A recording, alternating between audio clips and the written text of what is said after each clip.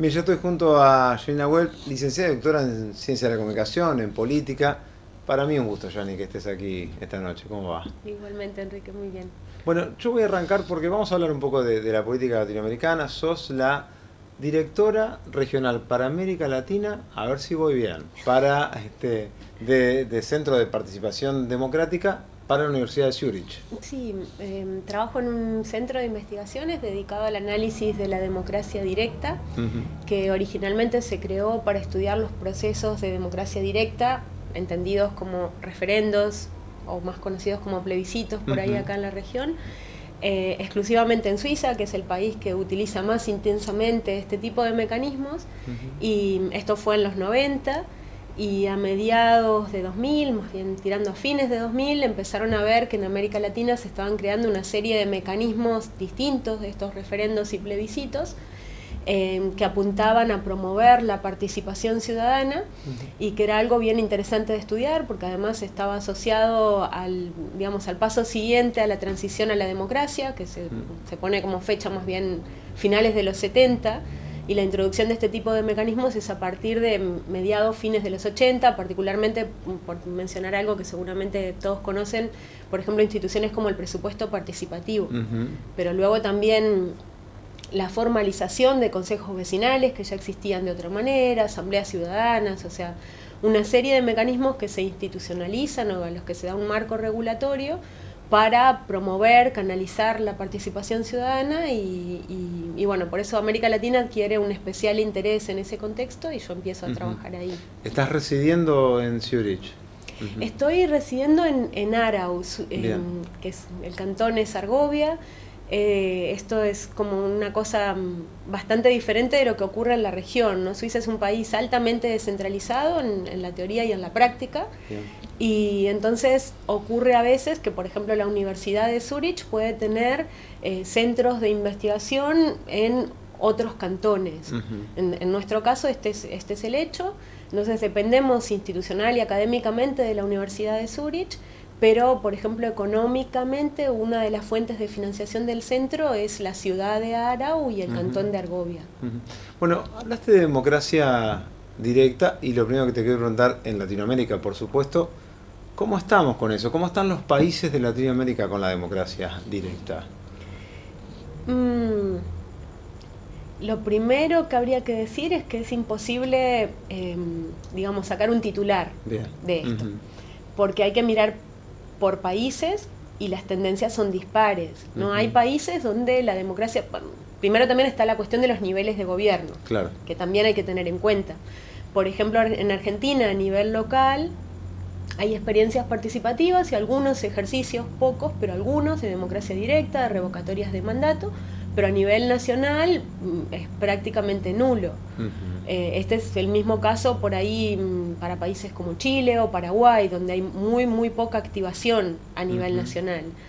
Luego tenemos países como Uruguay, por ejemplo, donde ha habido una activación bastante intensa, promovida por la ciudadanía, para vetar leyes, para promover reformas constitucionales, que en mi opinión y en la opinión de la mayoría de los analistas ha servido mucho para fortalecer la democracia en este país, que es el que cuenta con los mejores indicadores en la región. Y luego tenemos un grupo de países en que es un poco más controvertido. Digo, por hablar más o menos rápidamente. Luego tenemos, digamos, en el grupo de países controvertidos, supongo que ya se imaginarán, podemos hablar de Venezuela, de Bolivia, de Ecuador, que a su vez tienen sus particularidades. En Bolivia ha funcionado bastante mejor, aunque ahora ya a mediados, fines de febrero tenemos un referéndum para reformar la Constitución, introducir la reelección, lo que permitiría a Evo Morales continuar en el gobierno. Reelección indefinida. Sí, cosa que en mi opinión es negativa, independientemente de la evaluación que pueda hacer del gobierno de Morales hoy en día, digamos. Creo que una cosa son las instituciones y otra ciertos procesos que se dan en ese marco. Pero como decía, en Bolivia ha habido un uso bastante intenso y no tan malo, aunque está por verse lo que pase ahora con la introducción de esta reelección indefinida, la posible introducción. Y en casos como Venezuela empezó de una manera y terminó de otra, ¿no? Es un caso que más bien al final los mecanismos de democracia directa, más que para fortalecer a la ciudadanía, sirvieron para fortalecer el poder del presidente, que era justamente lo que se quería atacar, ¿no? Claro. Porque en América Latina tenemos sistemas fuertemente presidenciales, esto es una particularidad de las Américas, ¿no? En Europa domina el parlamentarismo y entonces en este sentido la democracia directa se supone que apuesta a reequilibrar los poderes y a veces introduciendo al ciudadano como un poder más fuertemente, más allá de las elecciones, pero luego en la práctica, en algunas ocasiones, más bien lo que hace es, digamos, servir como un mecanismo para sortear obstáculos institucionales. Puedo dar un ejemplo concreto. En el 99, la Constitución venezolana no permitía la reforma constitucional por el mecanismo por el que finalmente se realizó. Entonces, Hugo Chávez en ese momento lo que hizo fue convocar a un referéndum y decir, bueno, el poder del pueblo está por encima del poder de la Constitución y por lo tanto me permite, si consigo este aval, puedo promover una reforma, un cambio constitucional que no está permitido por las reglas del juego. Y ahí viene como un juego bastante complejo que se establece a menudo en la región, que tiene que ver con, de vuelta, con el respeto a las reglas del juego, la crítica a unas reglas del juego que parecen a menudo favorecer a quienes tienen más poder, pero un cambio de esas reglas que acaba creando nuevos centros de poder en vez de empoderar a la ciudadanía. Claro, claro. Estuviste reunida con Michelle Bachelet en Chile. Yo quiero que me cuentes un poquito cuál fue el motivo por el cual fuiste una de las convocadas a ese encuentro y cómo fue ese encuentro con Bachelet. Sí, bueno, Chile está viviendo un proceso realmente muy interesante y bastante particular en un contexto que en la región se ve más bien como de un giro a la derecha y demás, con el gobierno de Bachelet, que ya en su primer gobierno, digamos este es el segundo, se había propuesto reformar la Constitución. Vamos a recordar que la Constitución vigente en Chile, a pesar de que tuvo numerosas reformas y algunas de ellas muy importantes, como la de 2005, fue aprobada en 1980 por Pinochet, por el dictador. Entonces Bachelet tenía como uno de sus principales objetivos, como algo que ella quiere dejar como su legado, promover la elaboración de una nueva Constitución. Y ella está convencida de que ese proceso debe darse de forma participativa. Entonces, yo soy especialista en procesos de participación ciudadana, en perspectiva comparada. Ahora el tema es cada vez más de actualidad, pero no hay mucha gente trabajando en perspectiva comparada a estos temas en distintos niveles y con distintos mecanismos, tanto a nivel local como nacional. Entonces me convocaron para participar primero de un seminario académico donde se discutieron distintas alternativas que tienen que ver tanto con lo legal, porque la Constitución actual, por ejemplo, no regula la Asamblea Constituyente, por lo tanto hay que dar un marco regulatorio a esa elaboración de la Constitución. Por otro lado, con el sistema político que podría derivar de esa nueva Constitución, aunque no parece que haya muchos actores favorables a esto, se discutió si presidencialismo o parlamentarismo es uno de los temas que está sobre la mesa. Luego se ha discutido mucho, y creo que es algo bien interesante, qué tipos de derechos debe incluir una Constitución. Hay quienes sostienen que una Constitución debe incorporar muchísimos derechos y dar muchas garantías al ciudadano. Hay quienes sostienen que en realidad eso lo que hace es judicializar la política y que hay que dejar que la política opere, que me parece una discusión bien relevante. Y después, en cuarto lugar, está la cuestión de la participación ciudadana. ¿Qué tipo de participación y para qué debería involucrarse en estos procesos? Bachelet está viviendo una situación muy complicada.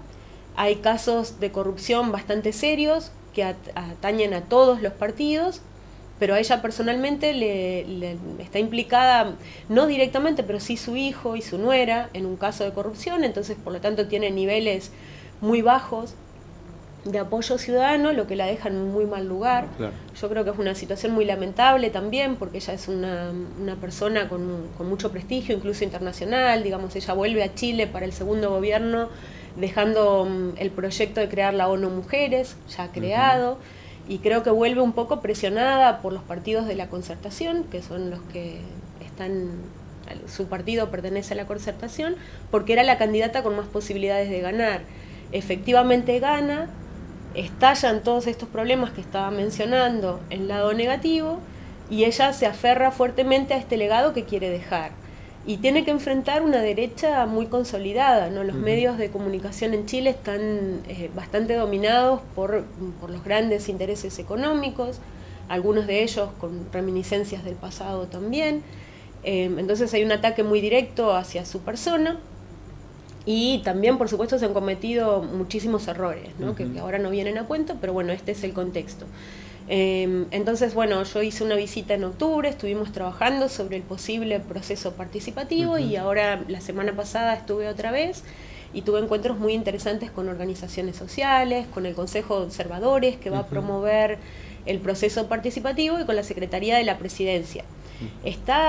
Hay algunos cuantos puntos todavía en discusión, pero la idea es iniciar procesos deliberativos a nivel local, provincial, que vayan subiendo hasta el nivel nacional, y a partir de todo eso crear unas bases ciudadanas, una especie de consenso para la elaboración de la nueva Constitución, que arrastra como problema, como ya mencioné antes, que en términos de regulación todavía no se sabe qué institución, si va a ser un parlamento con competencias especiales, una comisión o una asamblea constituyente, pero en cualquier caso sí, Bachelet tiene la decisión de dejar como mandato antes de terminar su gobierno, y hay que recordar que ella no puede ser reelecta, por lo tanto no hay ninguna sospecha de intento de perpetuarse en el poder en este proyecto, de introducir la demanda de discusión del mecanismo para que la próxima legislatura pueda llevar adelante esta transformación. En un país que me habías dicho difícil porque hay poca participación, o ha habido poca participación ciudadana, ¿no?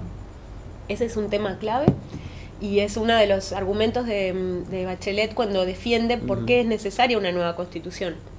Cada vez para menos actores, pero todavía hay algunos que dicen, bueno, ¿por qué? ¿No? Esta Constitución ha sido reformada, Chile es uno de los países más estables de América Latina, ¿por qué habría que cambiarla?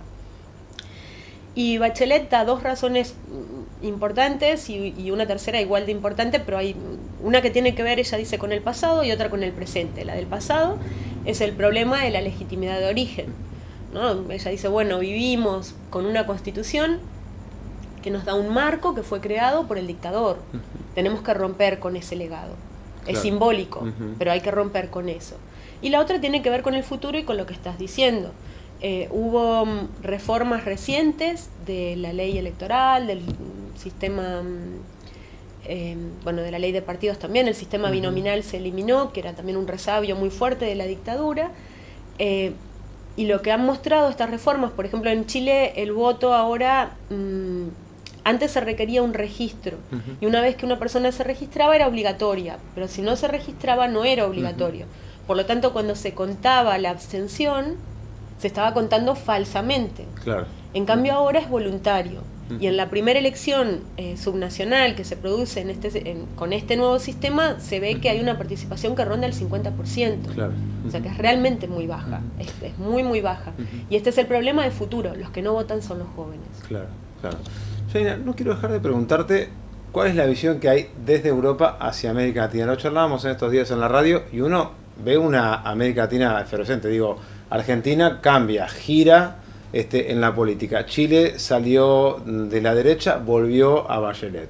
Tabaré Vázquez, que representa una vieja ideología política, pero en la realidad pareciera estar bastante lejano a eso. Colombia, que se mantiene en la derecha, Evo Morales, que se mantiene allí, Dilma pasando una segunda presidencia bastante compleja, Venezuela en un momento bastante complejo. ¿Cuál es la visión que hay de Latinoamérica?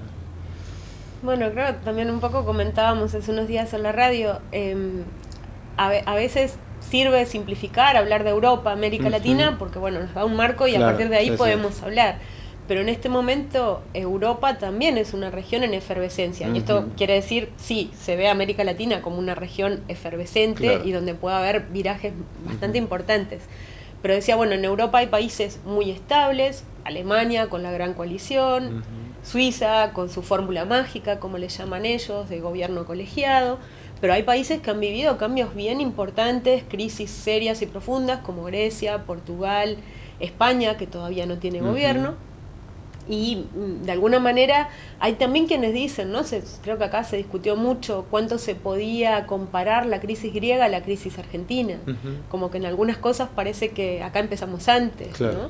Igualmente, esto es como por hablar rápido, porque evidentemente hay particularidades, trayectorias muy diferentes. Un profesor español decía hace un tiempo que si España fuera un sistema presidencialista, seguramente Pablo Iglesias ya sería presidente. Claro. Yo no sé si es así, pero seguramente tendría muchas más chances de las que tienen un sistema parlamentario, donde se juegan muchos otros acuerdos, ¿no? Entonces estas particularidades hay que tenerlas en cuenta.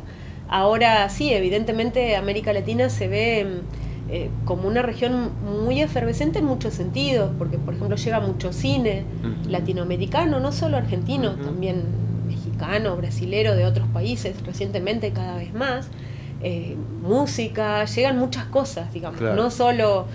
Se sabe muy bien que hay pobreza, se sabe muy bien que hay chicos en la calle, cosa que por ejemplo en Suiza no hay chicos en la calle, pero también se sabe de toda esa complejidad que explica que no son simplemente países pobres o países muy desiguales, sino países mucho más complejos y con mucho para aportar también en términos de cultura, historia, etcétera. ¿Somos vistos como los sudacas o es una simplificación o algo que ha trascendido y dice, no, allá nos ven como los sudacas, que estamos ya perdidos? ¿Están así ya? Sí, bueno, yo tengo una visión de eso que por supuesto no tiene que ver con la investigación o la academia, sino claro, con mi experiencia después de haber vivido unos cuantos años en España y unos cuantos años que llevo viviendo en Suiza y haber viajado por otros países también. Depende de la gente, ¿no? Yo en España a veces tenía la sensación, no tanto en Cataluña, pero por ahí en otros lugares, de que nos miraban un poco como el hermano menor que de repente empieza a ser igual de listo que el mayor y al mayor le molesta, ¿no? Es como que a veces, o sea, claro, como, pero no el sudaca, no se aplica. Y ahora, claro, cuando se mueve uno más como hacia el centro de Europa y hacia el norte, América Latina pierde mucho peso. Europa del Este, por ejemplo, si es a la hora de los prejuicios en Suiza, contra los latinoamericanos no tienen, hay más prejuicios con la gente del Este. Claro. Que son, como digo, prejuicios, ¿no? Pero como que ahí perdemos también bastante centralidad, ¿no? A mí a veces me preguntan mucho, bueno, ¿y qué dicen de Argentina? Esperando que digan claro, de todo. Y bueno, la verdad es que no dicen mucho. Claro. Te pregunto en lo personal, tu visión de, bueno, ha girado la política en la Argentina, pasamos, a algunos no les gusta decir, no somos de derecha ni de izquierda, me vertiste un concepto muy interesante en la radio, dijiste, bueno, aquellos que no se animan a decir que son de derecha o izquierda, por ahí se disfrazan un poquito. ¿Cuál es tu visión de este Macri que ha llegado al gobierno en la Argentina? Bueno, sí, yo como te decía, sí, esto está como bastante instalado ahora, ¿no? Este rechazo de derecha-izquierda. Y yo digo, bueno, si quieren llámenle de otra forma. Pero sí hay diferencias en las políticas, digamos. Hay políticas pro mercado y hay políticas más pro estado del bienestar, por decirlo rápidamente. O sea, educación pública fuerte y no solo para quien no puede pagar y ya. Claro, sino una educación pública fuerte, salud pública fuerte, y hay lo otro. Y entonces sí, llamémosle como quieran, pero hay diferencias ideológicas y además es muy importante que las haya, porque justamente lo que debe permitir elegir entre diferentes candidatos y candidatas es esa oferta ideológica. Digamos, tendría que acabarse, y no sé cuál sería el mecanismo para que se acabe, con esta historia como la de Menem, ¿no? Si hubiera dicho lo que iba a hacer, nadie me hubiera votado. Bueno, no, se trata de decir lo que se cree que es mejor para unos y para otros y que la gente pueda elegir. Esta especie de disolución de la política es muy peligrosa, yo creo, nos conduce a un lugar muy incierto, porque estamos como adjudicando un poder. Y volvemos ahí porque son importantes de repente los mecanismos de democracia directa, ¿no? Como para poner un freno a lo que se diga, bueno, esto no, hasta acá llegamos, no sé. Entonces, en este sentido yo miro o sea, creo que también lo discutimos después, tras micrófonos, es importante que haya... Que no se perpetúen los mismos actores en el poder. Creo que eso es importante, sobre todo cuando tenemos una corrupción tan enquistada como la que parece dominar en nuestros países, muy lamentablemente. Pero también es preocupante que de repente se venga con una cartera de políticas que amenazan con dejar más indefensos a los indefensos. Dos últimas preguntas, y te pregunto por algo de Gualeguaychú, porque mencionaste algunas cuestiones de la participación ciudadana, sé que tenés charlas a veces con Daniel Baena. ¿Cuál es tu visión de este Piaggio que ha asumido hace pocos días su intendencia? ¿Cómo lo ves y si crees que son buenos esos mecanismos que se proponen de participación directa? Sí, en cuanto a la visión de la intendencia, lamento mucho no poder dar una opinión, porque honestamente no puedo darla, digamos. Bien. Llevo unos pocos días por acá y no estoy tan inmersa. Y como mucho repetiré lo que decís vos, que ya te digo que sos mi referente cuando estoy fuera para seguir las noticias de Gualeguaychú y de Entre Ríos. En cuanto a los mecanismos de participación, yo creo que son importantes, ¿no? Gualeguaychú es una ciudad que crece, que es próspera, que crece mucho, que ha crecido mucho, que tiene muchas posibilidades para potenciar, no sé, la educación, el turismo, etcétera, y hay que hacerlo bien, pero que ese mismo crecimiento también genera más desigualdad de la forma en que se ha venido dando en los últimos años.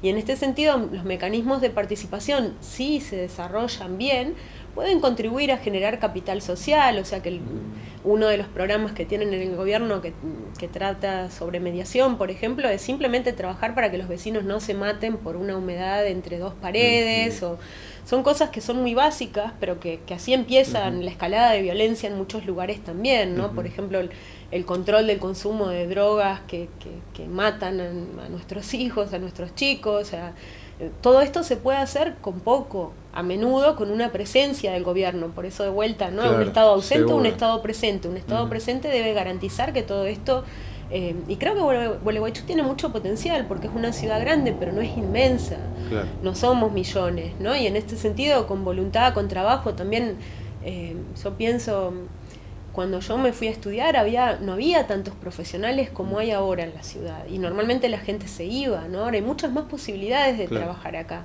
y en este sentido creo que hay muchísimas oportunidades que si se aprovechan bien pueden ayudar a construir una ciudad mejor, y la participación puede jugar un papel importante. Por último, contame brevemente, porque fuiste designada para ver justamente el referéndum de Bolivia, contame brevemente cómo es esto. Sí, eso... Me llamaron hace poco de la OEA, de la Organización de Estados Americanos. Ellos normalmente organizan misiones de observación electoral. El objetivo de una misión de observación es simplemente ir al lugar y garantizar que el proceso electoral se da correctamente, digamos, que no hay compra de votos, que no se queman las urnas, que ni se roban, ni se llenan. Y hasta ahora la OEA había observado solo elecciones de personas, no referendos, no consultas populares. Y esta es la primera vez que creen que van con cierto retraso, me dijeron, yo creo que tienen razón, van con cierto retraso porque hemos tenido muchas consultas en las últimas 2 décadas. Es la primera vez que se han decidido, sobre todo por la importancia de esta consulta, hacer una observación y están pensando en que una consulta popular tiene ciertas particularidades que la diferencian de una elección de representantes. Y por eso me convocaron y voy a estar ahí observando el proceso y también trabajando con ellos para elaborar una metodología de observación de consultas populares. Janina, ha sido enorme placer que hayas estado aquí.